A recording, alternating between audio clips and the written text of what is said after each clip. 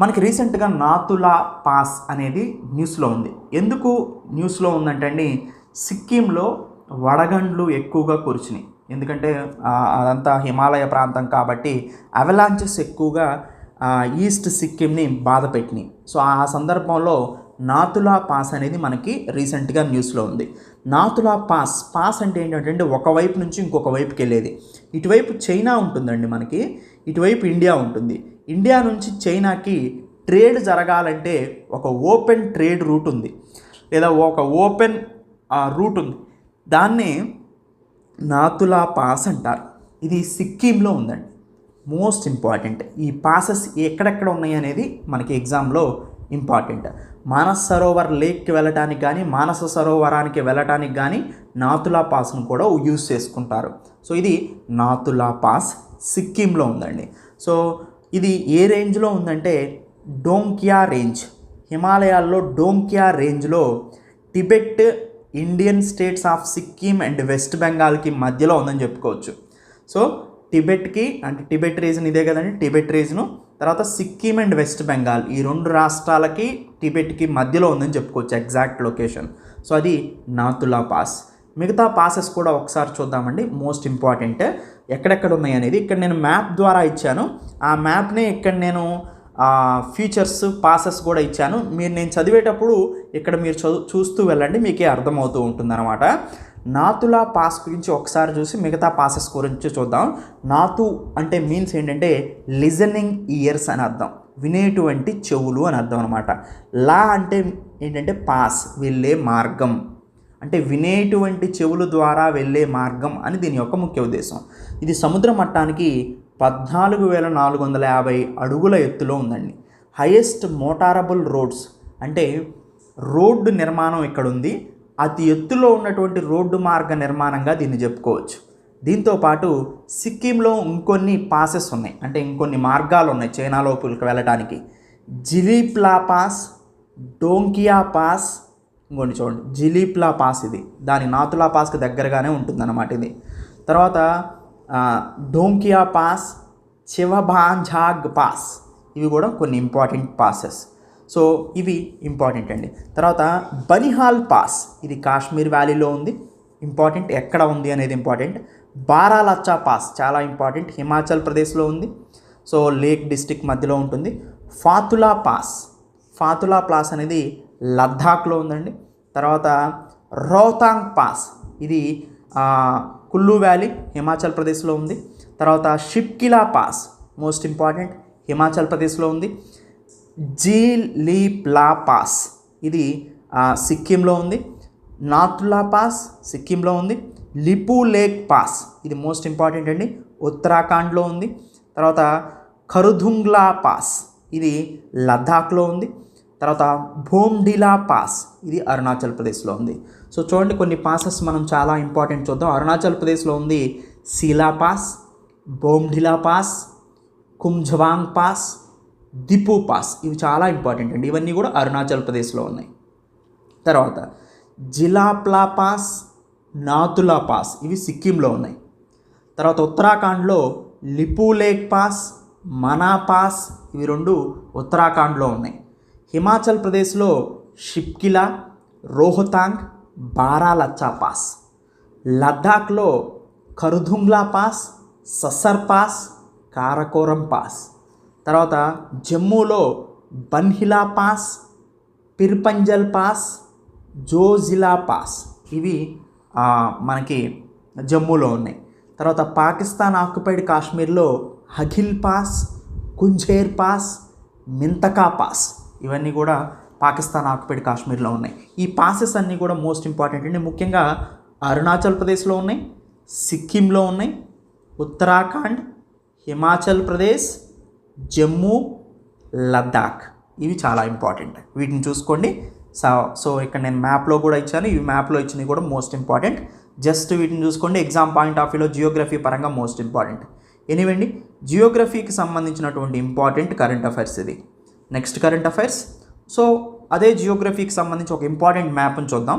India చైనాకి మధ్యలో వచ్చినటువంటి ఇంపార్టెంట్ డిస్ట్రిక్ట్స్ వచ్చాయి కాబట్టి ఇండియాకి చైనాకి మధ్యలో మొత్తం బోర్డర్ అంటే ఇక్కడ నుంచి మొదలుపెట్టి ఇక్కడ వరకు బోర్డర్ సరిహద్దు ఎంత ఉందంటే 4057 కిలోమీటర్లు ఉందండి. దీన్ని 3 సెక్టార్లుగా డివైడ్ చేశారు. ఒకటి వెస్ట్రన్ సెక్టార్, రెండోది మిడిల్ సెక్టార్, ఇటువైపు ఈస్ట్ కాబట్టి మూడోది ఈస్టర్న్, ఇటువైపు ఈస్ట్ ఇటువైపు వెస్ట్ కాబట్టి వెస్ట్, మిడిల్, ఈస్ట్ అట్లా చెప్పారనమాట. వెస్ట్, మిడిల్, ఈస్ట్ అలా చెప్పారు. అయితే వెస్ట్రన్ సెక్టార్ అన్నిటికన్నా ఎక్కువ దూరం కలిగి ఉంటుంది, 2176 కిలోమీటర్లు. మిడిల్ సెక్టార్ 554 కిలోమీటర్లు. ఈస్టర్న్ సెక్టార్ 1327 కిలోమీటర్లు. వెస్ట్రన్ సెక్టార్లో మనకి ఎక్కువగా జమ్మూ కాశ్మీర్ కనిపిస్తుంది. మిడిల్ సెక్టార్లో హిమాచల్ ప్రదేశ్ అండ్ ఉత్తరాఖండ్. ఈస్టర్న్ సెక్టార్లో సిక్కిం, అరుణాచల్ ప్రదేశ్. సో ఇవన్నీ మనకు కనిపిస్తాయన్నమాట. దీంట్లో Indo Tibetan border police ITBP ప్రహారా కాస్తూ ఉంటుంది ఇది మొత్తాన్ని. మనకి ముఖ్యంగా దీన్ని అక్షయ్ చిన్ అంటారు. ఇది ప్రాబ్లమాటిక్గా ఉంది, చైనా దగ్గర ఉంది కానీ ఇండియాది ఇది. అరుణాచల్ ప్రదేశ్ని ఇండియా దగ్గర ఉంది కానీ చైనా వాళ్ళు మందంటున్నారు కానీ ఇది ఇండియాదే. సో ఈ ముఖ్యంగా డిస్ప్యూట్స్ అనమాట, బోర్డర్ డిస్ప్యూట్స్. సో ఇది ఇండియా చైనా బోర్డర్. దీన్ని లైన్ ఆఫ్ యాక్చువల్ కంట్రోల్ అంటారు, LAC. So line of control అనేది ఇండియాకి పాకిస్తాన్కి LOC అది. లైన్ ఆఫ్ యాక్చువల్ కంట్రోల్ అనేది ఇండియాకి చైనాకి ఉన్నటువంటి బోర్డర్గా మనం చెప్పుకోవచ్చు.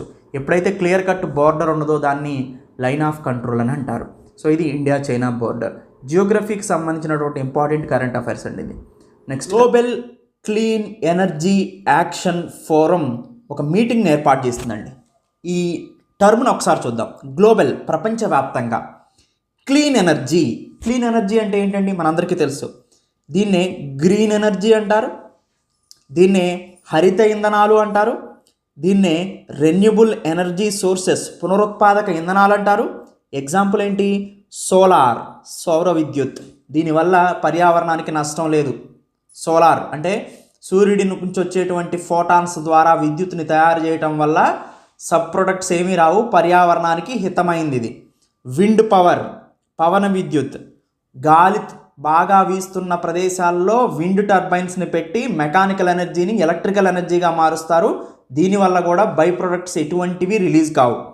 తర్వాత బయోఫ్యూయల్స్, జియోథర్మల్ ఎనర్జీ ఇవన్నీ కూడా ఏంటి?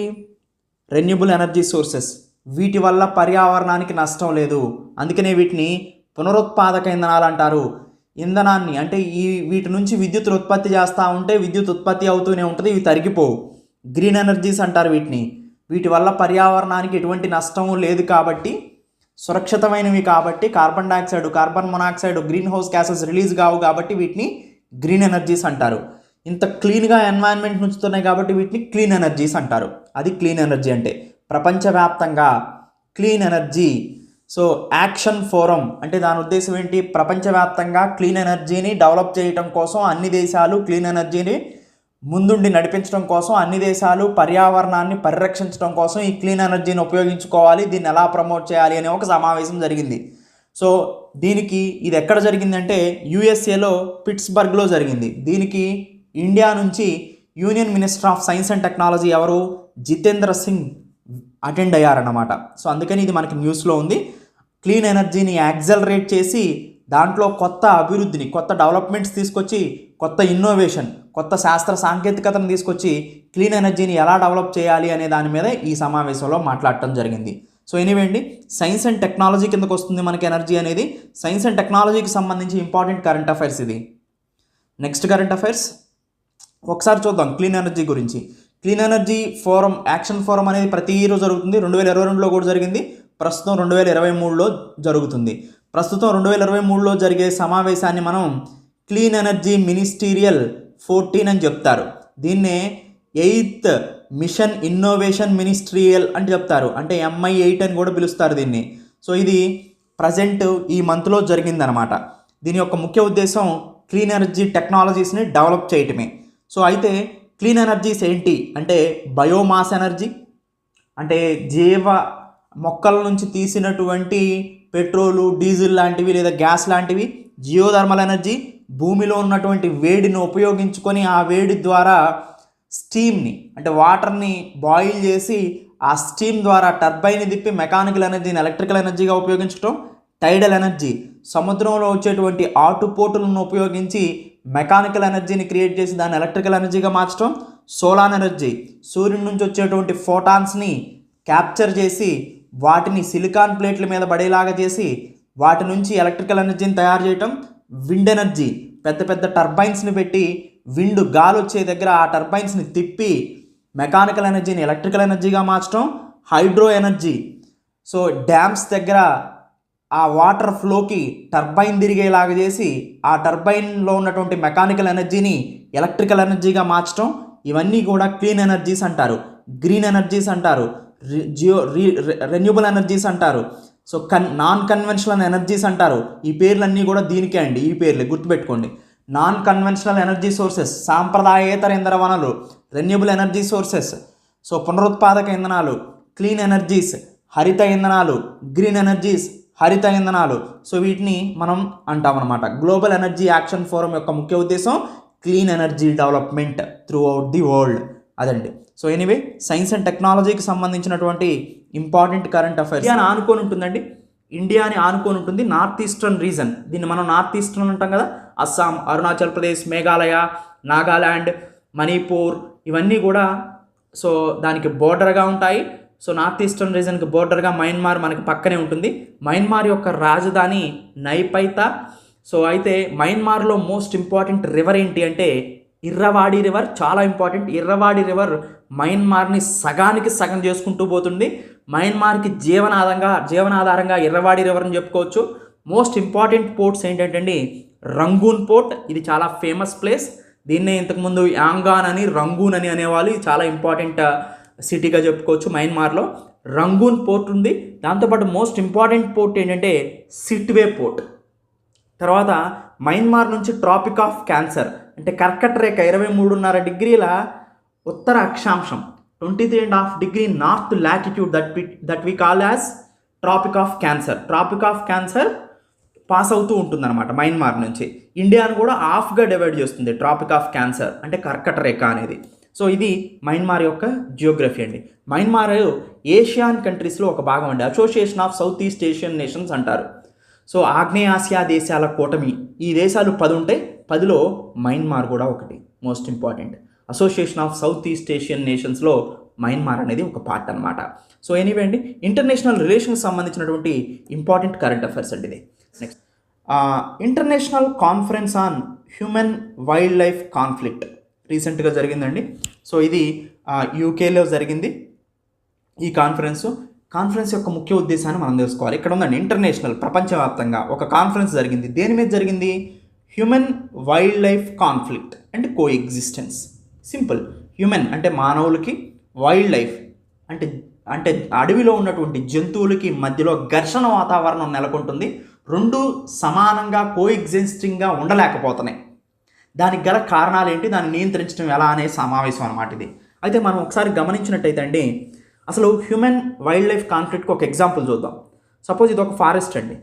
మన వాళ్ళు ఏం చేశారంటే ఈ ఫారెస్ట్ మధ్యలో నుంచి ఒక రోడ్డు వేశారు. రోడ్డు వేసినప్పుడు ఆటోమేటిక్గా మానవులు సంచరిస్తూ ఉంటారు. ఒక ఎలిఫెంట్ ఫారెస్ట్లో ఉన్నటువంటి ఏ అనే సైడ్ నుంచి బి అనే సైడ్కి వెళ్ళాలనుకోండి, రోడ్డు దాటి వెళ్ళాలి. ఎందుకు? బి అనే సైటు తన నివాసం ఉండేది, ఏ అనే సైటు తన ఆహారం లభించేది. ఏ అనే దగ్గరికి వెళ్ళి మళ్ళీ బి అనే దగ్గరికి రావాలి. మధ్యలో రోడ్డు ఉంది. అలాంటప్పుడు ఏమవుతుంది? మధ్యలో హ్యూమన్స్ వస్తూ ఉంటారు, ట్రాఫిక్ ఉంటూ ఉంటుంది, తర్వాత కార్స్ తిరుగుతూ ఉంటాయి, వెహికల్స్ తిరుగుతూ ఉంటాయి. అలాంటప్పుడు హ్యూమన్ వైల్డ్ లైఫ్ కాన్ఫ్లిక్ట్ వస్తుంది. First point. సెకండ్ పాయింట్ ఇంకొక ఎక్కడి నుంచి వస్తుంది? అడవుల్ని మనం నాశనం చేస్తున్నాం, అడవుల్లో ఆహార పదార్థాలు దొరకకుండా చేస్తున్నాం, అడవుల్ని నరికి వేస్తున్నాం. ఆటోమేటిక్గా అడవులో ఉండే జంతువులన్నీ ఎక్కడికి వస్తున్నాయి? హ్యూమన్ లైఫ్లోకి వస్తున్నాయి. ఓకేనండి. సో ఇదొక హ్యూమన్ వైల్డ్ లైఫ్ కాన్ఫ్లిక్ట్గా చెప్పుకోవచ్చు. సో ఈ కాన్ఫ్లిక్ట్స్ అనేవి ఎందుకు వస్తున్నాయి?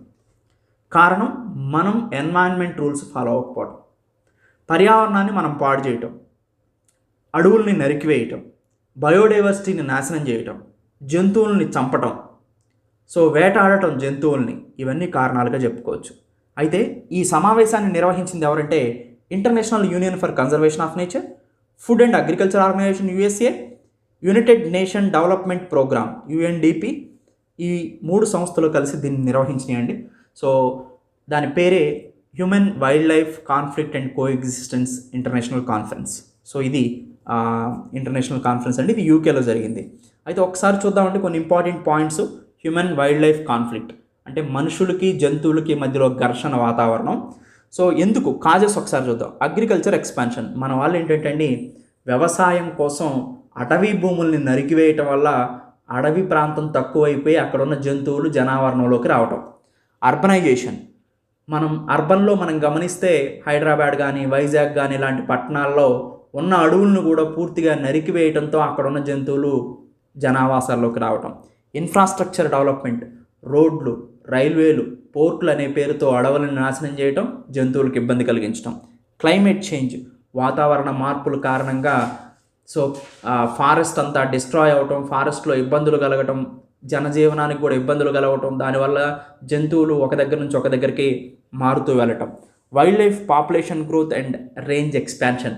ఒకే రకమైన జంతువులు ఎక్కువగా పెరగటం, బయోడైవర్సిటీ ఈక్విలిబిరియం స్టేజ్లో లేకపోవటం. తర్వాత దీనివల్ల ఏమవుతుంది? Loss of life. చాలామంది జంతువులు బారిన చనిపోతూ ఉన్నారు. ఫార్మ్స్ అంటే ఎక్కువ పంటలు నాశనం అవుతూ ఉన్నాయి. సో యానిమల్స్ని కూడా చంపుతూ ఉన్నారు. యానిమల్స్ని చంపుతున్నారు, యానిమల్స్ మనుషులను చంపుతున్నాయి. హ్యూజ్ ఎకనామికల్ డ్యామేజ్ జరుగుతుంది. సో ఇవన్నీ చెప్పుకోవచ్చు అనమాట. ఎనీవే అండి, సో ఇవి human and wild life conflict ఎందుకు వచ్చినాయి, ఏంటి ఈ విషయం అనే దాని గురించి ఇచ్చాను. సో ఇక్కడ కొంచెం ఇన్ఫర్మేషన్ కూడా ఇచ్చాను. మీకు కావాలంటే చదువుకోవచ్చు, లేకపోతే అంత ఇంపార్టెంట్ ఏం కాదు. సో ఎనీవే అండి, ఎన్వైరన్మెంట్కి సంబంధించినటువంటి ఇంపార్టెంట్ కరెంట్ అఫైర్స్. దాంతోపాటు అసలు గవర్నమెంట్ ఏం మెజర్స్ తీసుకుంటుందండి, హ్యూమన్ అండ్ యానిమల్ కాన్ఫ్లిక్ట్ వల్ల ఏం జరుగుతుంది, ఇంప్లికేషన్స్ ఏంటి, లాస్లు ఏం వస్తున్నాయి, ఎకనామికల్ లాస్ వస్తుంది, ఆర్థికంగా ఇబ్బంది పోతున్నాం. దానికి ఎగ్జాంపుల్ మీరు చూస్తే అగ్రికల్చర్ ఫీల్డ్స్ మీదకి ఏనుగులు దాడి చేయటం. వ్యవసాయం వేసుకుంటారు వీళ్ళు, పంట, ఏనుగులు వచ్చి దాడి చేసి అవన్నీ తినిపోతూ ఉంటాయి. అది ఎకనామికల్ లాస్. ఆర్థిక పరంగా మనం నష్టపోతున్నాం. సో ఎస్పెషల్లీ ఫార్మర్స్ ఎక్కువ. Threat to human safety. ఇప్పుడు పులులు సంచరిస్తూ ఉన్నాయి రోడ్ల మీద, మనుషుల్ని తినేస్తున్నాయి. తర్వాత ఎకలాజికల్ డ్యామేజ్. సో అంటే అటువైపు చెట్లు నరకవేయబడుతున్నాయి. దానివల్ల జంతువులన్నీ కూడా జనావాసాల మీదకి రావటం. చాలా కన్జర్వేషన్ ఛాలెంజెస్. సో వాటిని కాపాడటానికి చాలా రకాలైన ఇబ్బందులకు గురవ్వాల్సి వస్తుంది. సో ఇవన్నీ కూడా ఇంప్లికేషన్స్గా చెప్పుకోవచ్చు. గవర్నమెంట్ ఎలాంటి చర్యలు తీసుకుంటుంది మరి? మోస్ట్ ఇంపార్టెంట్ ఏంటంటే wildlife protection act 1972. Hunting జరగకోకుండా 1972లో వన్యప్రాణుల సంరక్షణ చట్టం జరిగింది. దీనివల్ల సో యానిమల్స్కి ప్రొటెక్షన్ ఇవ్వడానికి ఈ చట్టం ఉపయోగపడుతుంది. Biological diversity act. సో ఈ బయాలజికల్ డైవర్సిటీ యాక్ట్ వల్ల జంతువులు, మొక్కల్ని, అనేక రకాలైన జంతువులని, అనేక రకాలైన మొక్కల్ని ఎక్కువగా ఉండేటట్టు కాపాడటానికి చర్యలు. National wild life action plan. So అంటే ప్రొటెక్టెడ్ ఏరియాని బాగా పెంచి జంతువుల్ని సంరక్షించడం. Project tiger. దీనివల్ల టైగర్స్కి సంరక్షణ ప్రాంతాలకు తరలించడం. Project elephant. సంరక్షణ ప్రాంతాలకి ఎలిఫెంట్స్ని తరలించడం. సో ఇవన్నీ కూడా గవర్నమెంట్ తీసుకున్నటువంటి మెజర్స్ అనమాట. ఎన్వైరన్మెంట్, బయోడైవర్సిటీ, ఎకాలజీకి సంబంధించినటువంటి ఇంపార్టెంట్ కరెంట్ అఫైర్స్ అండి ఇది. Next current affairs, international monetary fund. మనందరికీ తెలుసు అంటే ఐఎంఎఫ్ అంటారు, దీన్ని అంతర్జాతీయ ద్రవ్య నిధి అంటారు. ఐఎంఎఫ్ ఎప్పుడు ఏం చేస్తుంది? సింపుల్ అండి. ఏదైనా ఒక కంట్రీ ఎకనామికల్గా బ్రేక్ డౌన్ అయితే, ఆర్థికంగా కుదేలైపోతే, అంటే శ్రీలంక చూసాం రీసెంట్గా, ఇప్పుడు ఉక్రెయిన్ చూస్తున్నాం. సో అక్కడ అనేక రకాలైన కారణాల వల్ల ఆర్థిక పరమైనటువంటి ఇబ్బందులు రావచ్చు. అలాంటి స్థితుల్లో ఆ కంట్రీస్ బ్రేక్ డౌన్ అవుతాయి, అంటే కంట్రీని నడపలేని స్థితిలోకి వస్తాయి. అలాంటప్పుడు ఇంటర్నేషనల్ మానిటరీ ఫండ్, అంతర్జాతీయ ద్రవ్య నిధి అనేది లోన్లు ఇస్తూ ఉంటుందండి. సో అంటే బెయిల్అవుట్ ప్యాకేజెస్ అంటారు. ఆ కంట్రీ ఆ విపత్తు నుంచి బయటికి రావడానికి కొంత సహాయం చేస్తుంది. దాన్ని ఎక్స్టెండెడ్ ఫండ్ ఫెసిలిటీ అంటారు, ఈఎఫ్ఎఫ్ అంటారు. ఇది ఇచ్చేది ఎవరండి? International monetary fund. ఇప్పుడు ఎవరికి ఇస్తుంది? ఇంతకుముందు శ్రీలంకకి ఇచ్చింది, ఇప్పుడు ఉక్రెయిన్కి ఇస్తుంది. సో దేనికి వస్తుందంటే అర్జెంటుగా ఏదైతే రిక్వైర్మెంట్స్ ఉన్నాయో, మినిమం ఎకనామికల్ నీడ్స్ ఏవైతే ఉన్నాయో వాటిని తీసుకోవడం కోసం ఇస్తుంది అనమాట. సో ఇది ఎక్స్టెండెడ్ ఫండ్ ఫెసిలిటీ అంటారు దీన్ని. ఫినాన్షియల్ అసిస్టెన్స్ ఇది కంట్రీస్ అన్నిటికీ ఇస్తుంది. Medium term balance of payments అంటే బీఓపీ లాసెస్లో ఉన్నప్పుడు, అంతే కదా, అప్పుడే కదా బ్రేక్ డౌన్ అయ్యేది. బ్యాలెన్స్ ఆఫ్ పేమెంట్స్ అంటే current account and capital account. So ఈ రెండు అకౌంట్స్ని కలిపి మనం బ్యాలెన్స్ ఆఫ్ పేమెంట్స్ అంటాం. బ్యాలెన్స్ ఆఫ్ పేమెంట్స్ ఎప్పుడైతే వీక్గా ఉంటుందో, అంటే బ్యాలెన్స్ ఆఫ్ పేమెంట్స్ అనేది నెగిటివ్లోకి వెళ్తుందో, ఆటోమేటిక్గా ఆ కంట్రీ అనేది బాగా బ్రేక్ డౌన్లోకి వెళ్తుంది అర్థం అనమాట. సో అలాంటి క్రైసిస్లో, బ్యాలెన్స్ ఆఫ్ పేమెంట్ క్రైసిస్లో ఎవరు లోన్ ఇస్తారండి? ఇంటర్నేషనల్ మానిటరీ ఫండ్, అంతర్జాతీయ ద్రవ్య నిధి ఇస్తుంది అనమాట. ఎనివే ఎకానమీకి సంబంధించినటువంటి ఇంపార్టెంట్ కరెంట్ అఫైర్స్ ఇది. సో ఐఎంఎఫ్ గురించి ఒకసారి కొన్ని డీటెయిల్స్ చూద్దాం. ఇది 1944లో దీన్ని ఎస్టాబ్లిష్ చేశారు. 190 దేశాలు దీంట్లో ఉన్నాయి, ఇండియా కూడా ఒక మెంబరు. 150 నేషనాలిటీస్ ఉన్నారు ఈ స్టాఫ్లో. 24 ఎగ్జిక్యూటివ్ డైరెక్టర్స్ ఉన్నారనమాట. అసలు ఐఎంఎఫ్ యొక్క ముఖ్య ఉద్దేశం ఏంటంటే డెవలపింగ్ కంట్రీస్కి లేదా అండర్ డెవలప్డ్ కంట్రీస్కి లేదా ఏ కంట్రీ అయినా కానీ బ్యాలెన్స్ ఆఫ్ పేమెంట్ క్రైసిస్ వచ్చినప్పుడు వాటికి ఫినాన్షియల్ అసిస్టెన్స్ని ఇవ్వటం ఐఎంఎఫ్ యొక్క ముఖ్య ఉద్దేశం. సింపుల్గా చెప్పాలంటే దీన్ని బెయిల్ అవుట్ ప్యాకేజ్ అంటారు. బెయిల్ అవుట్ ప్యాకేజ్ ఇచ్చేది ఎవరంటే కంట్రీస్కి ఐఎంఎఫ్. ఇది ఒక international organization. A global economical గ్రోత్ని, ఫినాన్షియల్ స్టెబిలిటీని, ఇంటర్నేషనల్ ట్రేడ్ని, పేదరికాన్ని తగ్గించడం, ఇవన్నీ కూడా దీని యొక్క ముఖ్య ఉద్దేశాలుగా చెప్పుకోవచ్చు. సో ఆబ్జెక్టివ్ ఏంటండి? గ్లోబల్ మానిటరీ కోఆపరేషన్, అంటే సెక్యూర్ ఫినాన్షియల్ స్టెబిలిటీ, ఆర్థిక స్థిరత్వం అన్ని దేశాల్లో ఉండాలి. ఇంటర్నేషనల్ ట్రేడ్ ఫెసిలిటేషన్ ఉండాలంటే అంతర్జాతీయంగా వ్యాపారం జరగాలి. High employment and sustainable economic growth, ఆర్థిక అభివృద్ధి ఎక్కువగా ఉంటూ ఆ కంట్రీలో ఎక్కువగా ఎంప్లాయ్మెంట్ జనరేషన్ చేయగలగాలి, ఎక్కువ ఉద్యోగాలను ఇవ్వగలగాలి. పోవర్టీ, పేదరికాన్ని తగ్గించగలగాలి. మోర్ ఎకనామికల్ గ్రోత్, సో ఆర్థిక వృద్ధి రేటుని ఎక్కువగా సంపాదించాలి. ఇవన్నీ కూడా ఐఎంఎఫ్ యొక్క ముఖ్య ఉద్దేశాలు. ఎకానమీకి సంబంధించినటువంటి ఇంపార్టెంట్ కరెంట్ అఫైర్స్ అండి ఇది. So next current affairs, most important point అండి, షెంజన్ ఏరియా అంటుంది. Schengen area. షెంజన్ ఏరియా అంటే ఏంటంటే అండి, యూరోపియన్ యూనియన్ ఉందండి. ఈ యూరోపియన్ యూనియన్లో ఇంతకుముందు 28 దేశాలు ఉండేయండి. తర్వాత యూకే బ్రెక్సిట్ తర్వాత Britain exit from European union. అనేక కారణాల వల్ల యూరోపియన్ యూనియన్లో నుంచి బ్రిటన్ అనేది, యూకే అనేది బయటకు వచ్చిందండి. సో అప్పుడు మొత్తం ఎన్ని దేశాలైనాయి యూరోపియన్ యూనియన్లో? 27 దేశాలైనాయి. అయితే ఈ 27 దేశాల యూరోపియన్ యూనియన్లో ఒక దేశం నుంచి ఇంకొక దేశానికి వెళ్ళాలంటే ఇప్పుడు మనం యాక్చువల్గా ఏం తీసుకోవాలండి? మన ఓన్ కంట్రీ పాస్పోర్ట్ ఉండాలి, అదర్ కంట్రీ వీసా ఉండాలి. ఇలా యూరోపియన్ యూనియన్లోకి వెళ్తే అండి మీరు 27 దేశాలు ఉన్నాయి కదా, ఒక దేశం అంటే యూరోపియన్ యూనియన్లో షెంజన్ వీసా అని ఉంటుందండి. ఆ వీసా తీసుకుంటే ఆ షెంజన్ ఏరియా వరకు కూడా అనేక దేశాలు ఉంటాయి షెంజన్ ఏరియాలో. సపోజ్ చూడండి, షెంజన్ స్టేట్, ఈ కలర్ ఉన్నాయన్నీ కూడా షెంజన్ స్టేట్స్. ఈ కలర్ ఉన్నాయి, ముదురు రెడ్ కలర్ ఉంది కదా, సో థిక్ రెడ్ కలర్ ఉంది కదా, ఇది ఈ కలర్ ఉన్నాయన్నీ కూడా షెంజన్ ఏరియా.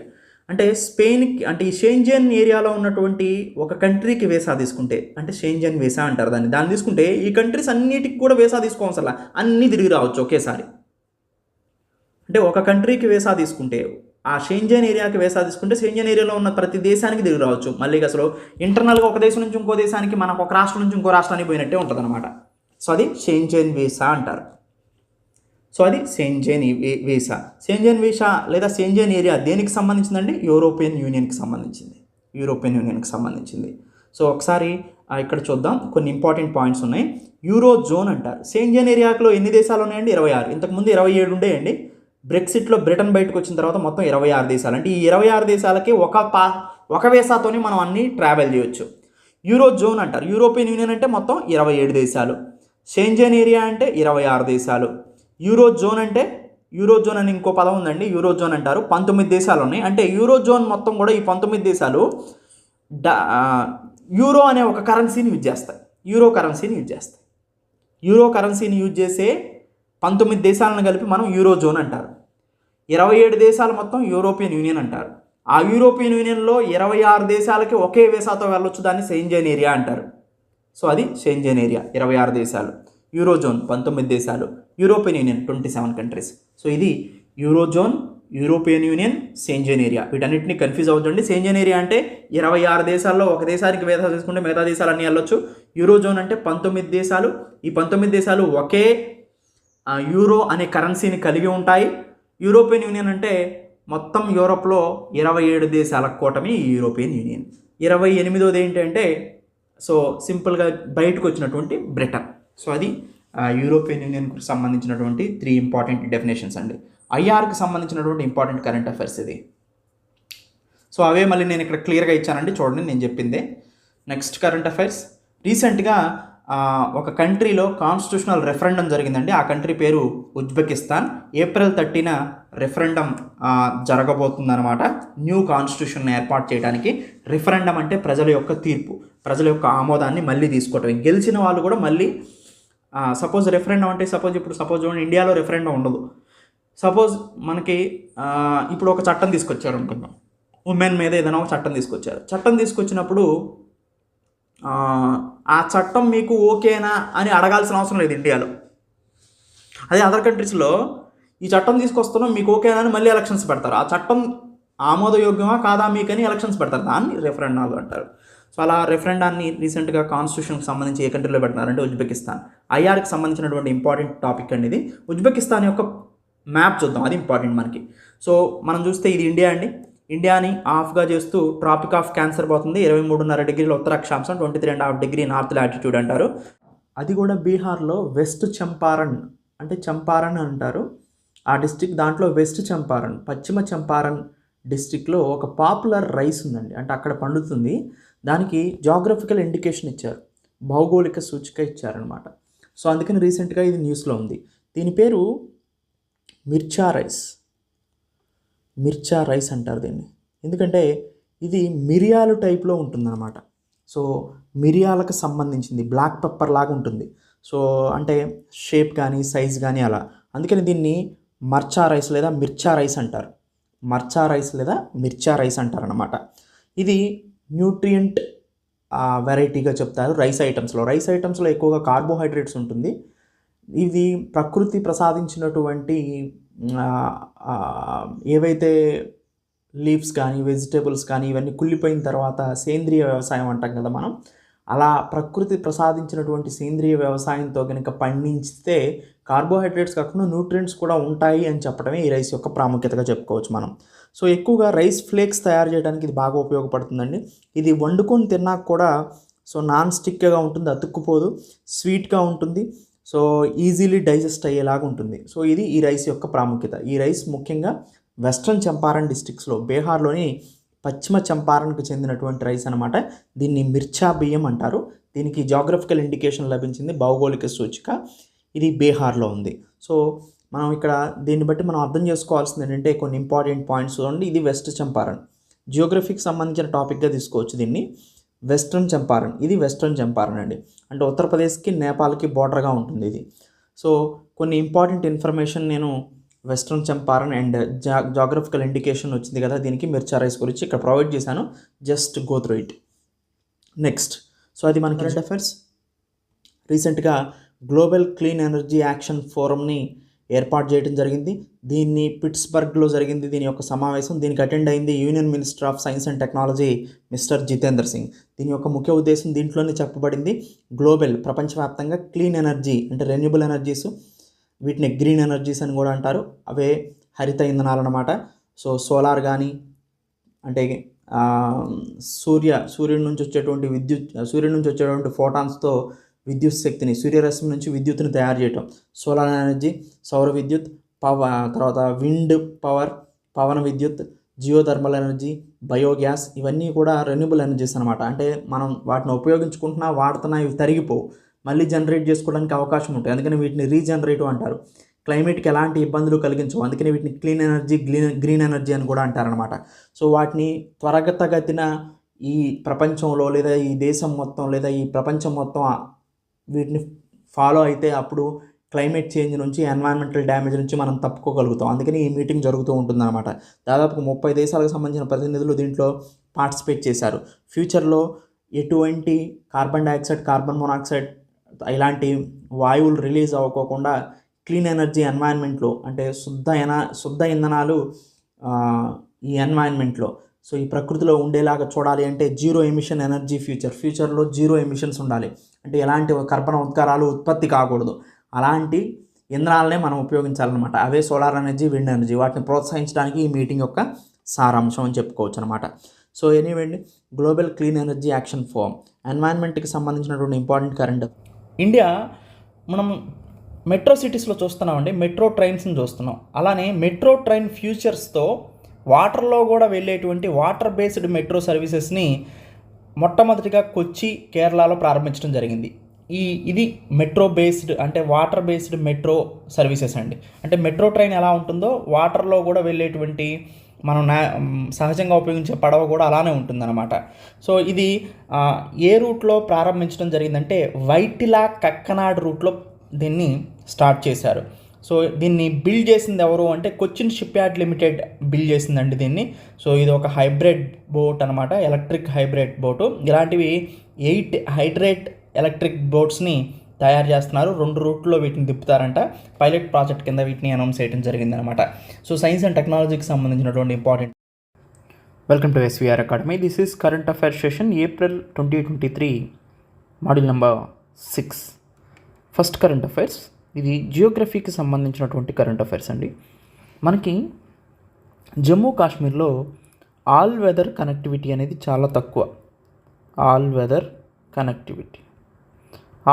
కనెక్టివిటీ అంటే ఏంటంటే అన్ని వాతావరణ పరిస్థితుల్లో కూడా ఒక దగ్గర నుంచి ఇంకొక దగ్గరికి వెళ్ళగలిగే శక్తిని ఆల్ వెదర్ కనెక్టివిటీ అంటారు. అన్ని వాతావరణ పరిస్థితులకు అనుకూలంగా ఉండే రహదారులు ఉంటే ఆ కనెక్టివిటీని ఆల్ వెదర్ కనెక్టివిటీ అంటారు. కానీ జమ్మూ కాశ్మీర్లో ఆల్ వెదర్ కనెక్టివిటీ ఉండదు. ఎందుకు? ఎక్కువగా మంచుతో కప్పబడి ఉంటుంది కాబట్టి రోడ్స్ అనేవి మునిగిపోతూ ఉంటాయి ఒక దగ్గర నుంచి ఒక దగ్గరికి వెళ్ళాలంటే. ముఖ్యంగా శ్రీనగర్ నుంచి లదాఖ్ వెళ్ళాలంటే మనం జమ్మూ కాశ్మీర్ నుంచి లదాఖ్ వరకు మనం వెళ్ళాలి అంటే మధ్యలో జోజిలా టన్నెల్ ఉంటుంది. సో కొన్ని సమయాల్లో మాత్రమే రోడ్డు కనెక్టివిటీ ఇక్కడ ఉంటుంది, అన్ని సమయాల్లో రోడ్డు కనెక్టివిటీ ఉండదు. అందుకని ఒక టన్నెల్ని కన్స్ట్రక్షన్ చేశారు శ్రీనగర్ నుంచి లేహ్ వరకు. దాన్ని జోజిలా టన్నెల్ అన్నారు. ఎందుకు? జోజిలా పాస్ దగ్గర ఈ టన్నెల్ని కన్స్ట్రక్షన్ చేశారనమాట. సో టన్నెల్ అంటే ఆ పర్వతాల లోపల నుంచి ఈ టన్నెల్ని కన్స్ట్రక్షన్ చేయడం జరిగింది. సో దీని దాదాపుగా ఎన్ని కిలోమీటర్ల టన్నెల్ అంటే ఇది 14.15 కిలోమీటర్ల టన్నెల్ ఇది బైడైరెక్షనల్ టన్నెల్. బైడైరెక్షనల్ అంటే ఇటువైపు వెళ్తే ఇటువైపు వెళ్తుంటాయి ఒకేసారి. దీన్ని బైడైరెక్షన్ టన్నెల్ అంటారు. ఓపెన్ ఆల్ డేస్ అంటే ఆల్ వెదర్ కనెక్టివిటీ దీనికి ఉంది. ఏ రోజైనా మంచు కురుస్తున్నా ఎలా ఉన్నా కానీ దీని మీద ప్రభావం ఉండదు. వాహనాలు ఒక దగ్గర నుంచి ఒక దగ్గరికి వెళ్ళొచ్చు. దాదాపుగా ఇది 11,578 అడుగులు ఎత్తులో ఉంది సముద్ర మట్టానికి. మొత్తానికి ఇక్కడ ఈ జోజిలా టన్నెల్ కట్టడానికి 6,800 కోట్లను కేటాయించడం జరిగింది.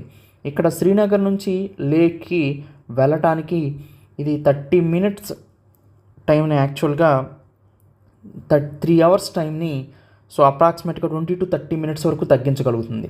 అంటే 3 అవర్స్లో పడుతుంది వెళ్ళటానికి. అలాంటిది ఈ టన్నెల్ కన్స్ట్రక్షన్ చేయడం వల్ల 20 నిమిషాల్లోనే చేరుకోవచ్చు అనమాట.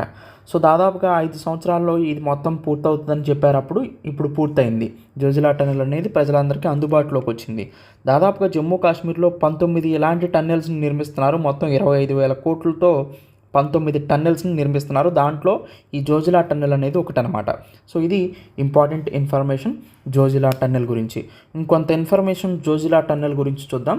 డిఫరెంట్ పాసెస్ కూడా మనకు ఉంటాయి. జోజిలా పాస్ దగ్గర కన్స్ట్రక్షన్ చేస్తున్నారు కాబట్టి దీన్ని జోజిలా టన్నెల్ అన్నారు. 11,650 అడుగుల ఎత్తులో ఈ టన్నెల్ నిర్మాణం జరిగిందనమాట. శ్రీనగర్ని లేహ్ని కలుపుతూ కార్గిల్ మీదుగా జోజిలా పాస్ దగ్గర ఈ టన్నెల్ని నిర్మించడం జరిగింది. ఈ టన్నెల్ యొక్క పొడవు 14.2 కిలోమీటర్ల టన్నెల్ అన్నమాట. సో శ్రీనగర్ నుంచి లేహ్కి చేరుకోవటం కోసం మధ్యలో జోజిలా పాస్ ఉంటుంది. లేహ్ నుంచి మనాలి హిమాచల్ ప్రదేశ్ వరకు వెళ్ళాలంటే మధ్యలో బారాలచ్చా పాస్ ఉంటుందన్నమాట. సో ఈ పాసెస్ అంటే ఒక దగ్గర నుంచి ఒక దగ్గరికి కొండల మధ్యలో నుంచి వెళ్ళేటువంటి ఈ పాసెస్ని గుర్తుపెట్టుకోవటం చాలా ఇంపార్టెంట్ జియోగ్రఫీ పరంగా. అందుకని నేను జియోగ్రఫీ మనకు ప్రిలిమినరీలో గ్రూప్ 2లో కూడా చాలా ఎక్కువ మార్క్స్ ఉంది కాబట్టి, ఈవెన్ గ్రూప్ 1లో కూడా ఇంపార్టెంట్ కాబట్టి జియోగ్రఫీని కాన్సన్ట్రేషన్ చేసి కరెంట్ అఫైర్స్లో కూడా నేను మిక్స్ చేస్తూ ఉంటాను. సో జోజిలా అనేది ఎక్కడుందండి? హై మౌంటైన్ పాస్ ఇది. అంటే అతి ఎత్తులో ఉన్నటువంటి పర్వత ప్రాంతాల్లో ఒక దగ్గర నుంచి ఒక దగ్గరికి వెళ్ళేటువంటి పాస్ ఇది కార్గిల్ డిస్టిక్ లద్దాఖ్లో ఉంది. సో ఈ పాస్ దేన్ని లింక్ చేస్తుందండి? లేహ్ని శ్రీనగర్ నుంచి లేహ్ని మధ్యలో కనెక్టివిటీని అందిస్తుంది ఈ జోజిలా పాస్ అనేది. సో ఈ జోజిలా పాస్ కన్స్ట్రక్షన్ చేయడం వల్ల శ్రీనగర్ జమ్మూ అండ్ కాశ్మీర్కి అండ్ లేహ్ లద్దాఖ్కి రెండింటి మధ్యలో కనెక్టివిటీ పెంచినట్టు అయిందనమాట. సో దీన్ని మౌంటైన్ పాసెస్ ఆఫ్ బ్లిజర్డ్స్ అంటారు. తర్వాత ఇక్కడ హెవీ స్నోఫాల్ చూస్తాం. Cutting of Ladakh reason from Kashmir, అంటే ఎక్కువ మంచు కురవటం వల్ల కాశ్మీర్లో నుంచి లద్దాఖ్కి కనెక్టివిటీ పోతుంది. ఈ టన్నెల్ని ఇలా కన్స్ట్రక్షన్ చేయడం వల్ల బై డైరెక్షన్లో ఒకవైపు వెళ్తే ఒకవైపు వస్తాయి. ఇలా బై డైరెక్షన్లో టన్నెల్ని కన్స్ట్రక్షన్ చేయటం మూలాన ఇప్పుడు ఎలాంటి ప్రాబ్లం లేకుండా ఆల్ వెదర్ కనెక్టివిటీ అనేది కుదిరిందని చెప్పుకోవచ్చు. సో 2018లో ఈ టన్నెల్ని లాంచ్ చేయాలని ముందు పెట్టుకున్నారు. 5 yearsలో కంప్లీట్ చేయాలనుకుంటున్నారు. 5 yearsలో కంప్లీట్ చేశారనమాట. సో ఎనీవే అండి, చాలా రకాల పాసెస్ ఉన్నాయి హిమాలయాస్లో. మనకి ఈ పాసెస్ అనేది ఇంపార్టెంట్ అనమాట. ఆ పాసెస్లో కొన్ని ఇంపార్టెంట్ చెప్తాను, మిగతావి కూడా మీరు ఇవన్నీ చూడండి, నేను ఇస్తున్నాను ఇక్కడ. కానీ కొన్ని నేను ఇంపార్టెంట్ ఎవరికి చెప్పెళ్తాను. షిప్కిలా పాస్ ఇంపార్టెంట్ అండి. ఇది షిప్కిలా పాస్, ఇది హిమాచల్ ప్రదేశ్ని సో టిబెట్ చైనాతో కలుపుతుంది. టిబెట్ చైనాకి హిమాచల్ ప్రదేశ్కి మధ్యలో ఉన్నది షిప్కిలా. తర్వాత నాతులా పాస్, ఇది సిక్కిం అటానమస్ రీజన్, అంటే సిక్కింని, ఇండియాలో ఉన్నటువంటి సిక్కింని అండ్ టిబెట్ని కలుపుతుంది. తర్వాత లిపు లేక్ పాస్, ఇది కూడా చౌదాన్స్ వ్యాలీ ఆఫ్ ఇండియాని, అంటే ఇండియాని సో అంటే టిబెట్ని ఇండియాని కలుపుతుంది. చౌదాన్స్ వ్యాలీ ఆఫ్ ఇండియాని టిబెట్ని కలుపుతుంది అనమాట. ముఖ్యంగా చెప్పాలంటే లిపు లేక్ పాస్ చాలా ఇంపార్టెంట్. ఉత్తరాఖండ్ ట్రై జంక్షన్ అంటారు దీన్ని. ఉత్తరాఖండ్, చైనా, ఇండియాలో ఉత్తరాఖండ్, చైనా, నేపాల్ ఈ 3 కలిసే ప్రాంతం ట్రై జంక్షన్ అంటారు. అక్కడ లిపు లేక్ పాస్ ఉంటుంది. తర్వాత బొమ్డిలా పాస్, ఇది అరుణాచల్ ప్రదేశ్లో ఉంది. కొన్ని ఇంపార్టెంట్ పాసెస్ని, అంటే ఒక దగ్గర నుంచి ఇంకొక దగ్గరికి, ఇటువైపు నుంచి ఇంకొక వైపుకి వెళ్ళగలిగే కొండల మధ్యలో ఉన్నటువంటి మార్గాన్నే పాస్ అంటారు. అలాంటి పాసెస్ నేను చెప్పాను, అవి ఎక్కడెక్కడ ఉన్నాయో కూడా నేను చెప్పాను. సో ఈ టేబుల్ని ఒక్కసారి, చాలా ఇంపార్టెంట్, ఈ టేబుల్ మొత్తాన్ని మీరు పూర్తిగా నేర్చుకోవాల్సిందే. సో జియోగ్రఫీని కూడా నేను కరెంట్ అఫైర్స్లో చెప్తూ వెళ్ళిపోతుంటాను, అన్ని సబ్జెక్ట్స్ని కూడా. సో అందుకనే ఇవి చాలా ఇంపార్టెంట్. ఎనివేంటి జియోగ్రఫీకి సంబంధించినటువంటి ఇంపార్టెంట్ కరెంట్ అఫైర్స్ ఇది. సో మ్యాప్లో కూడా నేను చూపించాను కదా, అందుకనే మ్యాప్ బేస్డ్ కూడా ఇది కవర్ అవుతూ ఉంటుంది. దీంట్లో మ్యాప్ బేస్డ్ కరెంట్ అఫైర్స్ కూడా దీంట్లో చాలా వరకు కవర్ చేస్తూ ఉంటాను, మిగిలిపోయిన దాంట్లో మెన్షన్ చేస్తాను మళ్ళీ. నెక్స్ట్, ఇది కూడా జియోగ్రఫీకి సంబంధించినటువంటి టాపిక్ అండి. కంబం పన్నీర్ ద్రాక్షై. కంబం పన్నీర్ ద్రాక్షై, ఇది ఒక రకమైనటువంటి ద్రాక్ష రకం అండి, అంటే గ్రేప్ టైప్ అనమాట. ఇది దాదాపుగా తమిళనాడులో 100 kgs పండిస్తూ ఉంటే 80 kgs ఈ రకమే పండిస్తారు. ఏ రకం? కంబం పన్నీర్ ద్రాక్షై అనే ఈ ద్రాక్షై అనే ఈ ద్రాక్ష రకాన్ని పండిస్తూ ఉంటారనమాట. అంటే దాదాపుగా 80% తమిళనాడులో ప్రొడ్యూస్ అయ్యేటువంటి ద్రాక్ష రకం ఇదే అనమాట. సో దీనికి రీసెంట్గా జాగ్రఫికల్ ఇండికేషన్ ఇచ్చారండి, భౌగోళిక సూచికనిగా దీన్ని గుర్తించారు. అందుకని ఇది రీసెంట్గా న్యూస్లో ఉంది. అయితే మనకి ఈ కుంభం వ్యాలీ అనేది, దీన్ని కంబం వ్యాలీ అని కూడా అంటారు. ఇది పశ్చిమ కనుమలు, వెస్ట్రన్ ఘాట్స్లో ఉంది తమిళనాడులో. పశ్చిమ కనుమలు అంటే సో ఇవి పశ్చిమ కనుమలు. సో ఈ పశ్చిమ కనుమలు కుంభం వ్యాలీ చూడండి ఇక్కడ ఉంటుందన్నమాట. సో కేరళకి తమిళనాడుకి బోర్డర్కి దగ్గరగా ఈ కుంభం వ్యాలీ ఉంటుంది. దీన్ని grapes city of south India అని కూడా పిలుస్తారు. సో ఈ కుంభం వ్యాలీని grapes city of south India అని పిలుస్తారండి. కుంభం వ్యాలీని గుర్తుపెట్టుకోండి, మోస్ట్ ఇంపార్టెంట్. సో అయితే జిఐ ట్యాగ్ గురించి కూడా కొన్ని ఇన్ఫర్మేషన్ మనం తెలుసుకోవాలి. జియోగ్రఫికల్ ఇండికేషన్ ట్యాగ్ అంటారు. ఈ జియోగ్రఫికల్ ఇండికేషన్ ట్యాగ్ని ఏ చట్టం ప్రకారం ఇస్తారంటే geographical indication of goods registration and protection act 1999. So ఈ చట్టం ప్రకారం జియోగ్రఫికల్ ఇండికేషన్ని ఒక ప్రొడక్ట్కి ఇస్తారు. అది అగ్రికల్చర్ ప్రొడక్ట్ అయి ఉండొచ్చు, న్యాచురల్ సహజసిద్ధమైన ఉండొచ్చు, మ్యానుఫ్యాక్చరింగ్ ప్రొడక్ట్ తయారు చేసినదైనా అయి ఉండొచ్చు అనమాట.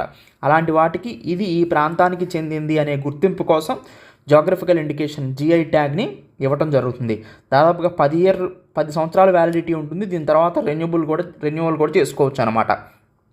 తర్వాత సో అసలు ఏంటి అంటే లీగల్ ప్రొటెక్షన్ ఉంటుందండి. ఈ ప్రొడక్ట్కి లీగల్ ప్రొటెక్షన్ ఉంటుందన్నమాట. సో వేరే వాళ్ళు దీన్ని క్లెయిమ్ చేయడానికి అవకాశం లేదు. ఎక్స్పోర్ట్స్ని కూడా ప్రమోట్ చేస్తుంది. జిఐ ట్యాగ్ ఉంటే ఎక్కువగా ఇలాంటి వాటిని కొనడానికి ముందుకు వస్తారు. ఎక్స్పోర్ట్స్ని ప్రమోట్ చేస్తుంది, ప్రొడక్ట్ యొక్క క్వాలిటీని ప్రమోట్ చేస్తుంది. సో ఇదంతా కూడా జియోగ్రఫికల్ ఇండికేషన్ గురించి. జియోగ్రఫీకి సంబంధించినటువంటి ఇంపార్టెంట్ కరెంట్ అఫైర్స్. సైక్లోన్ ఇల్సా వచ్చింది, ఇల్సా తుఫాన్ వచ్చింది. ఈ ఇల్సా తుఫాన్ అనేది ఆస్ట్రేలియాని ఎఫెక్ట్ చేసిందండి. ఇది కేటగిరీ 5th సైక్లోన్, అంటే కేటగిరీ 5 స్టార్మ్గా చెప్తారు. అంటే కేటగిరీ 5 ఉన్నటువంటి తుఫాన్ అనమాట, కేటగిరీ 5 సైక్లోన్. ఎప్పుడు కేటగిరీస్ని మనం 5 సైక్లోన్ అంటాం అంటే, సో ఈ సైక్లోన్స్ని కొంచెం డెఫినేషన్స్తో చెప్తారండి. విండ్ స్పీడ్ అనేది లెస్ దాన్ 31 ఉంటే ప్రెజర్ ఏరియా అని, 31 to 49 ఉంటే డిప్రెషన్ అని, 50 to 61 విండ్ స్పీడ్ km/h ఉంటే గాలి వేగం 50 నుంచి 61 కిలోమీటర్లు ఉంటే డీప్ డిప్రెషన్ అని, అది కనుక గాలి వేగం 62 నుంచి 88 కిలోమీటర్ల మధ్యలో ఉంటే అది తుఫాన్గా మారిందని, 89 నుంచి 117గా ఉంటే సివియర్ తుఫాన్గా మారిందని, సివియర్ సైక్లోన్ స్టామ్గా మారిందని, 118 నుంచి 166 కిలోమీటర్ల ప్రతి గంటకి గాలి వేస్తూ ఉంటే వెరీ సివియర్ సైక్లోనిక్ స్టామ్ అని, 167 నుంచి 221 ఉంటే ఎక్స్ట్రీమ్లీ సివియర్ సైక్లోన్ స్టామ్ అని, అబౌవ్ 2022 ఉంటే 222 కిలోమీటర్లు అంటే 222 కిలోమీటర్ల కన్నా కూడా ఎక్కువగా గాలి వేగం వీస్తూ ఉంటే దాన్ని సూపర్ సైక్లోన్ స్టామ్ అని అంటారండి. సో సూపర్ సైక్లోన్ స్టామ్ అంటారు. సో ఇది గుర్తుపెట్టుకోండి, ఇంపార్టెంట్ జియోగ్రఫీ పరంగా. రీసెంట్గా వచ్చినటువంటి ఎల్సా తుఫాను కేటగిరీ 5. తుఫాను ఎలా వస్తుందని మనందరికీ తెలుసు. లో ప్రెజర్ జోన్ ఎక్కువగా 27 డిగ్రీల సెంటీగ్రేడ్ కన్నా ఎక్కువ ఉష్ణోగ్రత పెరిగినప్పుడు అక్కడ వేడి పడి ఆ సముద్రంలో అక్కడ ఉన్నటువంటి నీరు ఆవిరిగా మారి పైకి వెళ్తుంది. నీటి ఆవిరి పైకి వెళ్తున్నప్పుడు ఎర్త్ రొటేషన్ వల్ల earth west to east rotate అవుతూ ఉంటుంది. రొటేట్ అయ్యేటప్పుడు దీని మీద ఉన్నటువంటి విండ్ అనేది ఈస్ట్ టు వెస్ట్ ఫ్లో అవుతూ ఉంటుంది. West to east earth rotate అవుతుంటే ఈ ఎర్త్ రొటేషన్కి ఆపోజిట్ డైరెక్షన్లో విండ్ డైరెక్షన్ గాలి వీస్తూ ఉంటుంది. ఆ గాలి వీచినప్పుడు పైకి వెళ్ళే నీటి ఆవిరి స్పైరల్ అవుతుంది. ఇలా స్పైరల్ రొటేటింగ్ బాడీకి ఒక గ్రావిటీ ఫీల్డ్ ఎక్కువగా లేనప్పుడు ఇది ఒకవైపుకి వెళ్తూ ఉంటుంది అనమాట. అలా భూమి వైపుకి వస్తుంది. ఈస్ట్ నుంచి వెస్ట్కి తుఫాన్ ట్రావెల్ చేస్తూ ఉంటుంది సైక్లోన్. అలా సైక్లోన్ ఫార్మేషన్ జరుగుతుంది. అక్కడ ఉన్నటువంటి నీటి ఆవిరితో కూడినటువంటి మేఘాలు, దాంతోపాటు అక్కడ ఉన్నటువంటి గాలి పెను బీభత్సాన్ని సృష్టిస్తాయి కోస్ట్ మీద. అదే తుఫాన్గా చెప్తాం. వాటిని కేటగిరీ అంటే ఆ విండ్ స్పీడ్ని బట్టి వాటిని కేటగిరీ చేసి ఆ సైక్లోన్ ఏంటో అనేది చెప్పడం జరిగిందనమాట. ఎనివేండి, జియోగ్రఫీకి సంబంధించినటువంటి ఇంపార్టెంట్ కరెంట్ అఫైర్స్ ఇది. ఒక్కసారి కొన్ని ఇంపార్టెంట్ టాపిక్స్ కూడా చూద్దాం సైక్లోన్కి సంబంధించి. సైక్లోన్స్ని అనేక సముద్రాలలో ఒక్కొక్క సముద్రం బట్టి ఆ సముద్రంలో వచ్చేటువంటి సైక్లోన్ని పేరుని మనం చెప్పొచ్చు. ముందుగా ట్రాపికల్ సైక్లోన్స్ అండి. ఏప్రిల్ నుంచి డిసెంబర్ మధ్యలో వస్తాయి ఇవి. సో చూడండి, ఇండియన్ ఓషన్లో కనుక సైక్లోన్ వస్తే వాటిని ట్రాపికల్ సైక్లోన్స్ అంటారండి. మోస్ట్ ఇంపార్టెంట్, ఇండియన్ ఓషన్లో వచ్చే సైక్లోన్స్ని. ఇండియన్ ఓషన్ ఏ షేప్లో ఉంటుందండి? ఎం షేప్లో ఉంటుంది ఇండియన్ ఓషన్, గుర్తుపెట్టుకోండి. ఇండియన్ ఓషన్లో వచ్చేటువంటి సైక్లోన్స్ని మనం ట్రాపికల్ సైక్లోన్స్ అంటాం. ఏప్రిల్ నుంచి డిసెంబర్ వరకు ఎక్కువగా వస్తాయండి. దాంతోపాటు అక్టోబర్ నుంచి మే మధ్యలో కూడా వస్తూ ఉంటాయి. అలానే పసిఫిక్ ఓషన్లో వచ్చేటువంటి సైక్లోన్స్ని, పసిఫిక్ ఓషన్లో వచ్చే తుఫాన్ని మనం టైఫూన్స్ అని అంటారు. టైఫూన్స్ అంటారు. ఏప్రిల్ నుంచి జాన్ మధ్యలో వస్తాయి. దాంతోపాటుగా చూడండి, అట్లాంటిక్ ఓషన్లో కనుక సైక్లోన్స్ వస్తే వాటిని హరికేన్స్ అంటారు. తర్వాత మనకి పసిఫిక్ ఓషన్లో కనుక వస్తే వాటిని టైఫూన్స్ అండ్ హరికేన్స్, టైఫూన్స్ అంటారు. అట్లాంటిక్ ఓషన్లో వస్తే హరికేన్స్ అంటారు. గుర్తుపెట్టుకోండి. ఇప్పుడు కంట్రీ వైజ్ చూస్తే అమెరికాలో ఎక్కువ వచ్చాయి హరికేన్స్ అండి. జపాన్, చైనా, ఈ ఏషియా ప్రాంతంలో, ఈస్ట్ ఏషియా ప్రాంతంలో వస్తే వాటిని టైఫూన్స్ అంటారు. ఇండియా, ఆఫ్రికా, ఏషియా ప్రాంతంలో మనకి ముఖ్యంగా ఇండియన్ ఓషన్లో వస్తే వాటిని ట్రాపికల్ సైక్లోన్స్ అంటారు. ఇది సైక్లోన్స్. తర్వాత ఆస్ట్రేలియా దగ్గర కనుక సైక్లోన్స్ వస్తే మనం ఎక్కువగా వాటిని విల్లీ అనే పేరుతో పిలుస్తారండి. ఇంపార్టెంట్ సైక్లోన్ నేమ్స్ అండి ఇవి, కొన్ని గుర్తుపెట్టుకోండి. జియోగ్రఫీ మనకు చాలా ఇంపార్టెంట్. జియోగ్రఫీలో ఇంపార్టెంట్ పార్ట్గా దీన్ని చెప్పుకోవచ్చు. నెక్స్ట్ కరెంట్ అఫైర్స్ రీసెంట్గా అందించినటువంటి పాయింట్ అండి. తర్వాత రీసెంట్గా ఇంటర్నేషనల్ రిలేషన్స్ని మనం గమనించినట్టయితే బుజీ బ్రిడ్జ్ని ఎస్టాబ్లిష్ చేశారండి. బుజీ బ్రిడ్జ్. ఈ బుజీ బ్రిడ్జ్ అనేది ఇది national highway authority of India construction చేసిందని చెప్పుకోవచ్చు. ఈ బ్రిడ్జ్ 132 కిలోమీటర్లు ఉంటుంది. టెకా బుజీ నోవా సోఫాలా రోడ్డు ప్రాజెక్ట్ అనమాట. ఇది ఎక్కడ? మొజాంబిక్లో. మొజాంబిక్ ఎక్కడుంది? ఆఫ్రికన్ కాంటినెంట్, ఆఫ్రికా ఖండంలో మొజాంబిక్ అనే కంట్రీ ఇదండి. ఈ మొజాంబిక్ కంట్రీ యొక్క క్యాపిటల్ మొపితో. ఇక్కడ మనం భారతదేశం ఒక రోడ్ని కన్స్ట్రక్షన్ చేసింది. ఆ రోడ్ని కన్స్ట్రక్షన్ చేసేది 132 కిలోమీటర్లు. దాంట్లో భాగంగా ఒక బ్రిడ్జ్ని కన్స్ట్రక్షన్ చేసింది. దాన్ని బుజీ బ్రిడ్జ్ అంటారు. ఇది ఫ్రెండ్లీ రిలేషన్స్ని మెయింటైన్ చేయడం కోసం మొజాంబిక్లో ఇండియా చేపట్టినటువంటి ప్రాజెక్ట్ పేరండి. దాంట్లో భాగంగా బుజీ బ్రిడ్జ్ని కన్స్ట్రక్షన్ చేయడం జరిగింది. రీసెంట్గా union minister of external affairs దీన్ని ఇనాగ్రేట్ చేయడం జరిగిందనమాట. ఎనీవే అండి, బుజీ బ్రిడ్జ్ అనేది మొజాంబిక్ సంబంధించింది. ఇక్కడ నేను మ్యాప్స్ కూడా ఎందుకంటే రెండు ఇచ్చేది, జియోగ్రఫీ గ్రూప్ 2 ప్రిలిమినరీలో కూడా మోస్ట్ ఇంపార్టెంట్ రోల్ని ప్లే చేస్తుంది. ఈవెన్ గ్రూప్ 1 కానీ సివిల్ సర్వీస్లో కానీ మనకి మ్యాప్స్ ద్వారా నేర్చుకోవడం వల్ల ఎక్కువ కంటెంట్ నేర్చుకోగలుగుతాం. ఇవన్నీ కూడా most global conference on compressed biogas. Compressed biogas అంటే సిఎన్జి అండి, కంప్రెస్డ్ న్యాచురల్ గ్యాస్ అంటాం. అలానే కంప్రెస్డ్ బయోగ్యాస్ అంటే సిబిజి ఇది. సో సింపుల్గా చెప్పాలంటే, సో రీసెంట్గా గ్లోబల్ కాన్ఫరెన్స్ జరిగింది కంప్రెస్డ్ బయోగ్యాస్ మీద. ఎక్కడ గ్లోబల్ కాన్ఫరెన్స్ జరిగింది? న్యూఢిల్లీలో జరిగిందండి. సో థీమ్ ఏంటంటే టువార్డ్స్, అంటే అటువైపుగా వెళ్ళాలి, ఎటు progressive policy framework for a robust CBG foundation and growth. So CBG foundation బాగా ఏర్పాటు చేసే విధంగా నడుచుకోవాలి, అదే థీమ్ సారాంశం. Indian federation of green energy ఉంటుందండి. అంటే గ్రీన్ ఎనర్జీ అంటే ఏంటి? ఎన్వైరన్మెంట్కి డ్యామేజ్గా అన్నటువంటి ఎనర్జీ. పెట్రోలు, డీజిలు, కిరోసిను ఇలాంటివి నార్మల్గా గ్యాస్, సో మనం ఉపయోగించేటువంటి ఇంట్లో ఉపయోగించే లిక్విడ్ పెట్రోలియం గ్యాస్ కానీ ఇవన్నీ కూడా కార్బన్ కాంపౌండ్స్తో కూడుకున్నాయి. అందుకని వీటిని కనుక మనం యూజ్ చేస్తే, కర్బన ఉద్గారాలను యూజ్ చేస్తే కర్బన ఉద్గారాలు వస్తాయి అన్నమాట. కార్బన్ డైఆక్సైడ్ కానీ, కార్బన్ మొనాక్సైడ్ కానీ, కార్బన్ కాంపౌండ్స్ వస్తాయి, కర్బన ఉద్గారాలు వస్తాయి. అందుకనే వీటి నుంచి ఇవి సేఫ్ కాదు ఎన్వైరన్మెంట్కి. సేఫ్ అయింది ఏంటంటే biodiesel, bio related energy, green energy, solar energy, తర్వాత విండ్ ఎనర్జీ, ఇవన్నీ కూడా రెన్యూబుల్ ఎనర్జీస్, గ్రీన్ ఎనర్జీస్ అనమాట. సో ఇవి ఇంపార్టెంట్. వాటిని ఇంప్రూవ్ చేయడం కోసం Indian federation of green energy కూడా ఉంది. సో కంప్రెస్డ్ బయోగ్యాస్, సో ఈ కంప్రెస్డ్ బయోగ్యాస్ కూడా న్యాచురల్ గ్యాస్ అవుతుంది, అంటే గ్రీన్ ఎనర్జీ అవుతుంది, గ్రీన్ గ్యాస్ అవుతుంది అనమాట. అందుకని దీన్ని ప్రమోట్ చేయడం కోసం ఒక గ్లోబల్ కాన్ఫరెన్స్ని ఏర్పాటు చేయడం జరిగింది న్యూఢిల్లీలో. సో ఎనీవేండి, ఎన్వైరన్మెంట్ సంబంధించినటువంటి important current affairs, energy issues అన్నీ కూడా సైన్స్ అండ్ టెక్నాలజీలో అడుగుతారు కాబట్టి ఇది సైన్స్ అండ్ టెక్నాలజీ టాపిక్ అని కూడా చెప్పుకోవచ్చు. సో గ్రీన్ ఎనర్జీ అంటే ఏంటో ఇచ్చానండి నేను ఇక్కడ ఆల్రెడీ, నేను దీని గురించి మాట్లాడాను. సో ఒకసారి చూడండి దీని గురించి, సో ఈజీగా మీకు అర్థమవుతుంది. తర్వాత మిల్లెట్స్ మనందరికీ తెలుసు. మిల్లెట్స్ అనేది most important food consumed in India.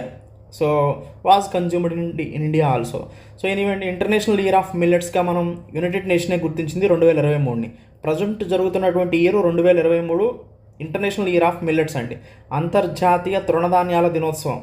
So అయితే మిల్లెట్స్ అనేది కొర్రలు, రాగులు, సజ్జలు, జొన్నలు, వీటన్నిటిని మిల్లెట్స్ అంటారు. వీటిలో పోషకాలు ఎక్కువగా ఉంటాయి, న్యూట్రియంట్ వాల్యూ ఎక్కువగా ఉంటుంది, కార్బోహైడ్రేట్స్ కంటెంట్ తక్కువగా ఉంటుంది. మన రైస్లో కార్బోహైడ్రేట్స్ కంటెంట్ ఎక్కువగా ఉంటుంది, ఫైబర్ కంటెంట్ కూడా ఎక్కువగా ఉంటుంది మిల్లెట్స్లో. సో కొర్రలు, సజ్జలు, వీటన్నిటిలో కూడా. అయితే మోస్ట్ ఇంపార్టెంట్ అంటే వీటి యొక్క అవసరాన్ని ప్రజలందరికీ తెలియటం కోసం యునైటెడ్ నేషన్ ప్రపంచవ్యాప్తంగా వీటి యొక్క విశిష్టత తెలియటం కోసం ఈ ఇయర్ని ఇంటర్నేషనల్ ఇయర్ ఆఫ్ మిల్లెట్స్గా ప్రకటించడం జరిగిందనమాట 2023ని. సో అది ఇంటర్నేషనల్ ఇయర్ ఆఫ్ మిల్లెట్స్ గురించి. మిల్లెట్స్ అంటే మనందరికీ తెలుసు, తృణధాన్యాలుగా చెప్తాం వీటిని. సో వాటిల్లో ముఖ్యమైనవి కొర్రలు, సజ్జలు, జొన్నలు, రాగులు, ఇవన్నీ కూడా చాలా, అరికెలు, ఇవన్నీ కూడా ముఖ్యమైనవి అనమాట. సో ఎనీవే అండి, సో మిల్లెట్స్ గురించి అది. మిల్లెట్స్కి అండ్ రైస్కి ఇంకొక మేజర్ డిఫరెన్స్ మనం ముఖ్యంగా చూస్తే, ఫస్ట్ పాయింట్, కార్బోహైడ్రేట్ రైస్లో ఎక్కువగా ఉంటుంది, మిల్లెట్స్లో తక్కువగా ఉంటుంది. తర్వాత న్యూట్రియంట్ వాల్యూ రైస్లో తక్కువగా ఉంటుంది, మిల్లెట్స్లో ఎక్కువగా ఉంటుంది, అసలు లేదని చెప్పుకోవచ్చు. తర్వాత రైస్ ఎక్కువగా ఉపయోగిస్తారు కాబట్టి ఎక్కువగా దీని మీద పెస్టిసైడ్స్, పురుగు మందులు కొడతారు పండించడం కోసం, ప్రొడక్ట్ని ప్రొడ్యూస్ చేయడం కోసం. అదే మిల్లెట్స్ మీద ఎక్కువగా పెస్టిసైడ్స్ కొట్టాల్సిన అవసరం లేదనమాట. సో ఇది మన అందరికీ అర్థమైన విషయం. అయితే మిల్లెట్స్ని ఇంటర్నేషనల్ ఇయర్ ఆఫ్ మిల్లెట్స్గా గుర్తించారు కాబట్టి ప్రపంచవ్యాప్తంగా భారతదేశం మిల్లెట్స్లో ప్రధానమైన పాత్ర పోషిస్తూ ఉంటుంది. అందుకనే రీసెంట్గా తాజ్మహల్ ప్యాలెస్ ముంబైలో మిల్లెట్స్ ఫెస్టివల్ని కండక్ట్ చేయడం జరిగింది. ఎవరు కండక్ట్ చేశారంటే SCO. So SCO millets food ఫెస్టివల్ని కండక్ట్ చేయడం జరిగింది అనమాట. షాంఘై కోఆపరేషన్ ఆర్గనైజేషన్ అనేది ఒక మిల్లెట్స్ ఫుడ్ ఫెస్టివల్ని కండక్ట్ చేసింది. సో దాన్ని ప్రైమ్ మినిస్టర్ నరేంద్ర మోడీ అభినందించారనమాట. అందుకే నేను న్యూస్లో ఉంది రీసెంట్గా. సో ఇది union minister of tourism Shripad Naik inaugurate చేశారండి. Military of food and festival member కంట్రీస్ని షాంఘై కోఆపరేషన్ ఆర్గనైజేషన్ అందరినీ ఇన్వైట్ చేసి ముంబైలో మిల్లెట్స్ యొక్క ప్రాముఖ్యతను వాళ్ళకు కూడా తెలియజేశారు డెలిగేట్స్కి. ఎనీవే అండి, maximum Uzbekistan, Kazakhstan, Russia, India నుంచి వచ్చిన వాళ్ళు ఈ మిల్లెట్స్తో డిఫరెంట్ టైప్స్ ఆఫ్ రెసిపీస్ చేసి అందరికీ డిస్ప్లే చేశారు అండ్ అందరికీ టేస్ట్ చూపించారనమాట. సో దీని యొక్క ముఖ్య ఉద్దేశం ఏంటి అన్నిటి పరంగా చూస్తే, ఇంటర్నేషనల్ ఇయర్ ఆఫ్ మిల్లెట్స్ 2023 కాబట్టి మిల్లెట్స్ కన్జంప్షన్ని గ్లోబల్ వైజ్ ఇంక్రీజ్ చేస్తే న్యూట్రియంట్ వాల్యూ పెరుగుతుంది, దాంతోపాటు కార్బోహైడ్రేట్స్ తగ్గుతుంది, ఫైబర్ పెరుగుతుంది ప్రతి ఒక్కరిలోనూ. సో దీన్ని ప్రమోట్ చేయడమే వీళ్ళ యొక్క ముఖ్య ఉద్దేశం. న్యూట్రియంట్ ఫుడ్ని అందించడానికి మిల్లెట్స్ బాగా ఉపయోగపడతాయి అనేది కూడా ఇంకోటి. ఎనీవే అండి, ఇంటర్నేషనల్ రిలేషన్కి సంబంధించినటువంటి ఇంపార్టెంట్ కరెంట్ అఫైర్స్ ఇది. Next current affairs. సో మనం ఇప్పుడు మనకి ఎన్వైరన్మెంట్కి సంబంధించి ముఖ్యంగా జియోగ్రఫీకి సంబంధించిన టాపిక్ అండి. ఇది చాలా ఇంపార్టెంట్ జియోగ్రఫీ టాపిక్ ఇది. దాని అసలు ఏంటి, అసలు ఈ జియోగ్రఫీ టాపిక్ పేరు ఏంటంటే గ్రేట్ పసిఫిక్ గార్బేజ్ ప్యాచ్ అండి. Great Pacific garbage patch. Garbage అంటే ఏంటంటే చెత్తా చెదారాలు. సో మనం సముద్రంలో మెరైన్ ఎకోసిస్టంలోకి, సముద్రపు ఎకోసిస్టంలోకి మనం గమనించినట్లయితే మనం యూజ్ చేసినటువంటి ప్లాస్టిక్, వ్యర్థ పదార్థాలు ఇవన్నీ కూడా ఇప్పుడు మనం ఉపయోగిస్తే అన్ని దేశాలు ఉపయోగించినవి అన్నీ కూడా ఎక్కడికి వెళ్తున్నాయి? ఓషన్స్లోకే వెళ్తాయి. ఎందుకంటే మనం ఉపయోగించినటువంటి ప్లాస్టిక్ లేదా ఇతర చెత్త చెదారం, ఈ సూపర్ కవరు ఏవైతే ఇవన్నీ ఉన్నాయో కవర్స్, ఇవన్నీ మనకి వర్షం పడితే ఏమవుతుంది? ఇవన్నీ కూడా నదుల్లో కలుస్తాయి పోయి వాటర్ ద్వారా. ఆ నదుల్లో నీళ్ళు అడిగిపోతే సముద్రంలోకి పోతే ఇదంతా కూడా ఒక చెత్తలాగా తయారవుతుంది. ఎందుకు? సముద్రం ప్రవహిస్తూ ఉంటుంది కాబట్టి ఆ ప్రవహించేది ఏ దిశగా ప్రవహిస్తే ఆ నీళ్లు ఎటు వెళ్తే ఈ గార్బేజ్ కూడా అటే వెళ్తుంది, ఈ చెత్త కూడా అటే వెళ్తుంది అనమాట. అయితే ఈ గార్బేజ్ మొత్తం కూడా ఎక్కడ పేరుకుపోతుంది అని గమనిస్తే పసిఫిక్ ఓషన్లో ఒక చోట పేరుకుపోతుందండి. ఎందుకు? ఈ అలలన్నీ పోయి ఒక దగ్గరే తిరుగుతూ ఉంటాయి. సో ఇంకా కొంచెం అడ్వాన్స్డ్గా చదువుకుంటే కరెంట్ ఉంటాయండి, అంటే టైప్స్ ఆఫ్ కరెంట్స్ ఉంటాయి. అట్లాంటిక్ ఓషన్లో కరెంట్ అంటే ప్రవాహాలు ఏ విధంగా ఉన్నాయి, ఇండియన్ ఓషన్లో కరెంట్స్ ఏ విధంగా ఉన్నాయి, పసిఫిక్ ఓషన్లో కరెంట్స్ ఏ విధంగా ఉన్నాయి అనేది మనం జియోగ్రఫీలో ఒక స్పెసిఫిక్ టాపిక్లో చదువుకుంటాం. సో కరెంట్స్ అంటే ఓషన్ కరెంట్స్ అంటారు, సముద్ర ప్రవాహాలు అంటారు. ఈ సముద్ర ప్రవాహాల్లో మనం గమనించినట్లయితే ఈ టాపిక్ ఇప్పుడు మనం చూద్దాం. నార్త్ ఈక్వటోరియల్ కరెంట్ ఉంటుందండి, తర్వాత కురోషియో కరెంట్ ఉంటుంది, సో తర్వాత కాలిఫోర్నియా కరెంట్ ఉంటుంది. నార్త్ పసిఫిక్ ఓషన్లో మనకి ఈ 3 టైప్స్ ఆఫ్ కరెంట్స్ ప్రవాహాల వల్ల ఈ ప్రవహిస్తూ ఉంటాయండి. ఇట్లా సముద్రపు నీటిని ప్రవహిస్తూ ఉంటుంది. అది ఉన్నటువంటి ప్లేస్ని బట్టి దానికి చెప్తూ ఉంటారు. ఈక్వటోరియల్ దగ్గరగా ఉంది కాబట్టి నార్త్ ఈక్వటోరియల్ కరెంట్ అని, అమెరికా కాలిఫోర్నియా దగ్గరే ఉంది కాబట్టి కాలిఫోర్నియా కరెంట్ అని. దీంట్లో మళ్ళీ cold current and hot current కూడా ఉంటాయి. వాటితో మనకి ఇప్పుడు సంబంధం లేదు, ఎందుకంటే కరెంట్ అనేది ప్రవాహం ఇంపార్టెంట్. తర్వాత ఇటువైపు జపాన్ వైపు ఉన్నది కుర్షియో కరెంట్ అంటారండి. సో ఇవన్నీ ఏంటంటే కరెంట్స్, దీనివల్ల ప్రవహిస్తూ ఉండటం వల్ల గార్బేజ్ ఒక దగ్గర పేరుకుపోతూ ఉంటుంది. అలానే జపాన్ వైపు వెస్టర్న్ పసిఫిక్ ఓషన్ ఇలా తీసుకుంటే ఇది ఈస్ట్ అవుతుందండి, ఈస్ట్ పసిఫిక్ ఓషను. సో ఇది east Pacific ocean, west Pacific ocean అవుతుంది అనమాట. అయితే ఈస్ట్ వైపు అమెరికా వైపు ఏదైతే ఉందో దాన్ని ఈస్టర్న్ గార్బేజ్ ప్యాచ్ అని, ఇటువైపు వెస్టర్న్ వైపు ఉన్నదాన్ని వెస్టర్న్ గార్బేజ్ ప్యాచ్ అని అంటారనమాట. సో ఇలా గార్బేజ్ మొత్తం కూడా ఒక దగ్గరకు వచ్చేసి పూర్తిగా ఇట్లా చెత్తా చెదారం ఇట్లా పేరుకుపోయింది దగ్గరికి. ఎందుకు? నీరు ఇట్లా తిరుగుతూ ఉంటే అక్కడే ఉంటుంది గార్బేజ్ అనేది. సో అలా అనమాట. ఈ కరెంట్స్ వల్ల ఒక దగ్గర నెట్టివేయబడింది. సో అలా ఇట్లా గార్బేజ్ ప్యాచ్లుగా నెట్టివేయబడింది. ఇక్కడ ఒక పెద్ద గార్బేజ్ తయారైంది, ఇక్కడ ఒక పెద్ద గార్బేజ్ తయారైందని చెప్పుకోవచ్చు అనమాట. సో ఎనీవే ఒకసారి మనం మీకు నేను చూపిస్తాను వీటి ద్వారా. సో ఇలా గార్బేజ్ని క్లీన్ చేయడం కోసం నెదర్లాండ్ ఒక ప్రోగ్రామ్ని చేపట్టిందండి, దాన్ని ఓషన్ క్లీనప్ ప్రాజెక్ట్ అంటారు. సో ఈ గార్బేజ్ ప్యాచ్ని తొలగించడం కోసం నార్త్ పసిఫిక్ ఓషన్లో మీరు గమనిస్తే ఇది ఒక గార్బేజ్ ప్యాచ్ అండి. దీన్నే పసిఫిక్ ట్రాష్ వర్టెక్స్ అని కూడా అంటారు, పీటీవీ అని కూడా అంటారు. సో దీన్నే పీటీవీ అని కూడా అంటారు. దీన్నే నార్దర్న్ పసిఫిక్ ఓషన్ గార్బేజ్ అని కూడా అంటారు అనమాట. సో ఇది ఇక్కడ ఉంది. దాంతోపాటు చూడండి, northern Pacific gyre and south Pacific gyre. So western garbage patch, eastern garbage patch 2 తయారైనవి. ఇలా సింపుల్గా చెప్పాలంటే వెస్ట్రన్ గార్బేజ్ ప్యాచ్ ఒకటి, ఈస్టర్న్ గార్బేజ్ ప్యాచ్ ఒకటి, ఇలా 2 తయారైనాయండి. సో ఇట్లా ఇటువైపు జపాన్ వైపు మనకి జపాన్ వైపు ఏమో వెస్ట్రన్ గార్బేజ్ ప్యాచ్ అవుతుంది, ఇటువైపు ఈస్ట్ అవుతుంది. అంటే రెండింటిని కలిపితే మారుతూ ఉంటుందండి, అది గమనించాలి మనం. సో 2 వైపులా మనకి ఇట్లా వచ్చింది. దాంతో ఈస్టర్న్ గార్బేజ్ ప్యాచ్ ఒకటి, వెస్ట్రన్ గార్బేజ్ ప్యాచ్ ఒకటి తయారైనాయి.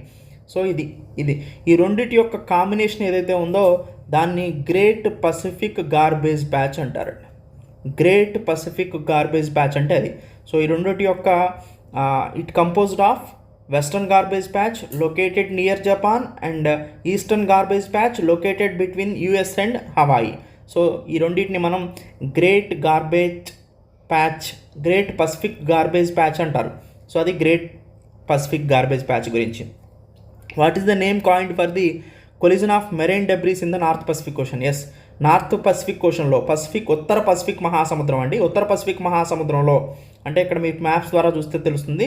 ఉత్తర పసిఫిక్ మహాసముద్రం అంటే ఇది ఉత్తర పసిఫిక్ మహాసముద్రం అంటే ఇది ఉత్తర పసిఫిక్ మహాసముద్రం, ఇది ఉత్తర పసిఫిక్ మహాసముద్రం. ఇది ఈ ఉత్తర పసిఫిక్ మహాసముద్రంలో ఇటువైపు నుంచి వచ్చినటువంటి వెస్ట్రన్ గార్బేజ్ బ్యాచ్, ఇటువైపు ఉన్నటువంటి ఈస్టర్న్ గార్బేజ్ బ్యాచ్ రెండు కలిపి గ్రేట్ పసిఫిక్ గార్బేజ్ బ్యాచ్గా తయారైనవి. సో అది great Pacific garbage patch. So ఎనివండి, జియోగ్రఫీకి సంబంధించినటువంటి ఇంపార్టెంట్ టాపిక్ అండి. సో మనకి చాలా ఇంపార్టెంట్, గుర్తుపెట్టుకోండి. నెక్స్ట్, PTPNER అనే ఒక సెంట్రల్ సెక్టార్ స్కీమ్ తీసుకొచ్చిందండి central government. Central sector scheme అండి ఇది. సో కేంద్ర ప్రభుత్వ పథకం ఇది. PTPNER. PTP అంటే promotion of tribal products. Promotion చేయటం ట్రైబల్ ఆదివాసీల యొక్క ప్రొడక్ట్స్, ఆదివాసీల యొక్క వస్తువులు ఏముంటాయి, ఆదివాసులు తయారు చేసేవి, ఆదివాసీలు అల్లుతూ ఉంటారు, ఆదివాసీలు ఆయుర్వేదం లాంటి మందుల్లో ఉపయోగించేటువంటి విలువైన చెట్ల నుంచి వచ్చినటువంటి ఔషధాలను స్వీకరిస్తూ ఉంటారు. వాళ్ళు చిన్న చిన్న పండించే పంటలు కూడా ఆర్గానిక్గా ఉంటాయి. వాళ్ళు కొన్ని అల్లికలు అల్లుతూ ఉంటారు. వీటన్నిటిని కూడా ప్రమోట్ చేయటం. సో అలా ప్రమోషన్ ఆఫ్ ట్రైబల్ ప్రొడక్ట్స్ అంటే అట్లా, అది PTP. NER అంటే north east region. North east region అంటే ఈశాన్య ప్రాంతంలో ఎన్ని రాష్ట్రాలు ఉంటాయి? మొత్తం 7 రాష్ట్రాలు ఉంటాయి. ఆ 7 రాష్ట్రాల్లో ఎక్కువగా ట్రైబ్స్ ఉంటారు. వాళ్ళ ద్వారా వచ్చినటువంటి ఉత్పత్తులు ఏవైతే ఉన్నాయో వాటిని ప్రమోట్ చేసేటువంటి స్కీమే PTPNER స్కీమ్. దీన్ని స్టార్ట్ చేసింది మినిస్టర్ ఆఫ్ ట్రైబల్ అఫైర్స్ అండి. అంటే గిరిజన వ్యవహారాల మంత్రిత్వ శాఖ దీన్ని ఆమోదిస్తుంది. దీనికోసం దాదాపుగా 143 కోట్లు కేటాయించడం జరిగిందండి. నార్త్ ఈస్ట్లో ఉన్నటువంటి ట్రైబల్ ప్రొడక్ట్స్ని ప్రమోట్ చేయడం ద్వారా వాళ్ళని ఎకనామికల్గా స్ట్రెంథెన్ చేయడం కోసం ఇది బాగా ఉపయోగపడుతుంది అనమాట. ట్రైబల్ క్రాఫ్ట్స్ మ్యాన్ ఎవరైతే ఉన్నారో, అంటే ట్రైబ్స్ ఎవరైతే చేతి వృత్తులు కళాకారులు ఉన్నారో వాళ్ళ యొక్క జీవితాలకు కూడా సపోర్ట్ చేసినట్టు ఉంటుంది ఈ స్కీమ్ని PTPNER అనే సెంట్రల్ గవర్నమెంట్ స్కీమ్ని మణిపూర్లో లాంచ్ చేయడం జరిగింది. సెంట్రల్ సెక్టార్ స్కీమ్ ఇది. సో దీన్ని లాంచ్ చేసింది minister of tribal affairs Shri Arjun Munda, ఇతను లాంచ్ చేయడం జరిగింది. ఎనీవే అండి, సొసైటీకి సంబంధించినటువంటి ఇంపార్టెంట్ కరెంట్ అఫైర్స్ అండి ఇది, సోషల్ ఇష్యూస్కి సంబంధించింది. నెక్స్ట్, మౌంట్ అన్నపూర్ణ అని రీసెంట్గా న్యూస్లో ఉందండి. ఇది ఎక్కడుందంటే నేపాల్లో ఉంది మౌంట్ అన్నపూర్ణ అనేది. మౌంట్ అన్నపూర్ణ ఇదండి, ఇది ప్రపంచంలో అతిపెద్ద 10వ పర్వతంగా చెప్పొచ్చు. ఇది గండకి, నేపాల్లోని గండకి అనే ప్రాంతంలో అన్నపూర్ణ అనే మౌంటైన్ ఉందండి. మౌంట్ అన్నపూర్ణ ఉందన్నమాట గండకి అనే ప్రాంతంలో. మిగతా మౌంటైన్స్ కూడా ఇచ్చాను నేను, చూడండి మీరు తెలుస్తుంది. సో మౌంట్ అన్నపూర్ణతో పాటు గండకిలో ఉన్నటువంటి ఇంకొకటి మనస్లు, ఇది ఒక మౌంటైన్ ఉంది. తర్వాత లిరుంగ్, ఇది కాఠ్మండూ ప్రావిన్స్లో ఉందండి. కాఠ్మండూ ప్రావిన్స్లో ఉన్నది ఇంకొకటి ఉన్నాయి. ఇట్లా చూడండి ఏ ప్రావిన్స్లో ఏ ఉన్నాయో నేను ఇచ్చాను. మనకి మోస్ట్ ఇంపార్టెంట్ అన్నపూర్ణ అనేది గండకి అనే ప్రావిన్స్లో ఉంది. నేపాల్లో ఉన్న గండకి అనే ప్రావిన్స్లో ఉంది. సో ఇది ఇంపార్టెంట్ పాయింట్. అయితే రీసెంట్గా ఇండియాకి సంబంధించిన ఒక క్లింబర్ ఉన్నారండి, అంటే పర్వత అధిరోహకులు అంటారు కదా, అతని పేరు అనురాగ్. అతను రీసెంట్గా మౌంట్ అన్నపూర్ణలో మిస్ అయ్యాడు. సో మిస్ అయ్యి క్రిటికల్ కండిషన్లో మళ్ళీ దొరకబడ్డాడు రెస్క్యూ టీమ్కి, అందుకని ఇది రీసెంట్గా న్యూస్లో ఉంది. So mount Annapurna situated in Nepal, in a ప్రావిన్స్లో ఉందండి? గండకీ ప్రావిన్స్. ఓకే, సో ఇది గండకీ ప్రావిన్స్, ఇది అన్నపూర్ణ. సో ఇటువైపు ఇండియా ఉంటుంది, ఇటువైపు చైనా ఉంటుంది, టిబెటన్ చైనా. సో ఎనీవే అండి, జియోగ్రఫీకి సంబంధించినటువంటి ఇంపార్టెంట్ కరెంట్ అఫైర్స్ అండి ఇది. Next current affairs. So water budget, ఇది కూడా జియోగ్రఫీకి సంబంధించినటువంటి ఇంపార్టెంట్ కరెంట్ అఫైర్స్ అండి. వాటర్ బడ్జెట్ అంటే ఏంటంటే రీసెంట్గా కేరళ తీసుకొచ్చిందండి దీన్ని. వాటర్ బడ్జెట్ యొక్క ముఖ్య ఉద్దేశం ఏంటంటే కన్జర్వ్ వాటర్, అంటే నీటిని రక్షించడం లేదా నీటిని సరైన పద్ధతిలో ఉపయోగించుకోవటం, నీటిని పొదుపుగా వాడటం, ఇవన్నీ కూడా దీని కిందకు వస్తాయండి. సో అంటే వాటర్ యూటిలైజేషన్ని కాంప్రహెన్సివ్ ప్లాన్ తయారు చేసినట్టు వాటర్ యూటిలైజేషన్కి. ఎందుకంటే వాటర్ స్కేర్సిటీని తగ్గించడం కోసం, వాటర్ ఫ్యూచర్లో గ్రౌండ్ వాటర్ టేబుల్ పడిపోకుండా ఉండటం కోసం అలాంటి ఒక ఇంపార్టెంట్ కార్యక్రమాన్ని కేరళలో హరిత కేరళ మిషన్ అని ఉంటుంది. సో వీళ్ళు వేరియస్ డిపార్ట్మెంట్స్తో కలిసి, లోకల్ సెల్ఫ్ గవర్నమెంట్స్తో కలిసి ఈ వాటర్ బడ్జెట్ని ప్రపోజ్ చేశారు. వాటర్ బడ్జెట్ యొక్క సారాంశం ఏంటంటే వాటర్ కన్జర్వేషన్ ఎఫర్ట్స్ అనమాట. సో రీసెంట్గా ఎక్కడ జరిగింది? ఇది కేరళలో జరిగిందండి. జియోగ్రఫీకి సంబంధించినటువంటి important current. Next, national climate vulnerability ఇండెక్స్ని minister of science and technology release చేసిందండి. దీనికి గల కారణం ఏంటంటే ఇది మనకి జియోగ్రఫీలో న్యాచురల్ హజార్డ్స్ అని ఇచ్చారు, గ్రూప్ 2లో దానికోసం బాగా ఉపయోగపడుతుంది. చూడండి, minister of science and technology release చేసినటువంటి రిపోర్ట్ పేరు ఏంటంటే national climate vulnerability index. So national climate vulnerability index, national అంటే జాతీయ, క్లైమేట్ అంటే వాతావరణ, వల్నరబిలిటీ అంటే దిగువ స్థాయి అంచునకు చేరుకున్నది ఇది అని అర్థం. సో దానికి సంబంధించినటువంటి ఇండెక్స్. దీన్ని యొక్క ముఖ్య ఉద్దేశం ఏంటి, సైన్స్ అండ్ టెక్నాలజీ మినిస్ట్రీ దీని మీద కాన్సన్ట్రేషన్ చేయడానికంటే ఇంపాక్ట్ ఆఫ్ హీట్ వేవ్స్ అండి. ఈ సమ్మర్లో హాటెస్ట్ ఆఫ్ ది హాట్ ఇయర్గా మొదలైంది. సో ఎక్కువ వేడి ఉంది. ఈ వేడి వల్ల, క్లైమేట్ చేంజ్ వల్ల ఈ వేడి ఎక్కువగా ఉందన్నమాట. అంటే హీట్ వేవ్స్ యొక్క ఇంపాక్ట్ ఎక్కడ ఎక్కువగా ఉంది అనేది. క్లైమేట్ చేంజ్ యొక్క ఇంపాక్ట్ మనం చూస్తే అస్సాం, వెస్ట్ బెంగాల్లో ఎక్కువగా ఉందండి, హై వల్నరబుల్గా ఉంది. So even heat waves impact కూడా అక్కడే ఎక్కువగా ఉంటుంది. So more than 90% population heat wave రిస్క్లో ఉన్నారు అనేది దీని యొక్క సారాంశంగా చెప్పింది. ఇది రిలీజ్ చేసింది నేషనల్ క్లైమేట్ వల్నరబిలిటీ ఇండెక్స్ని రిలీజ్ చేసింది minister of science and technology. So anyway అండి, జియోగ్రఫీ అండ్ ఎన్వైరన్మెంట్కి సంబంధించినటువంటి ఇంపార్టెంట్ కరెంట్ అఫైర్స్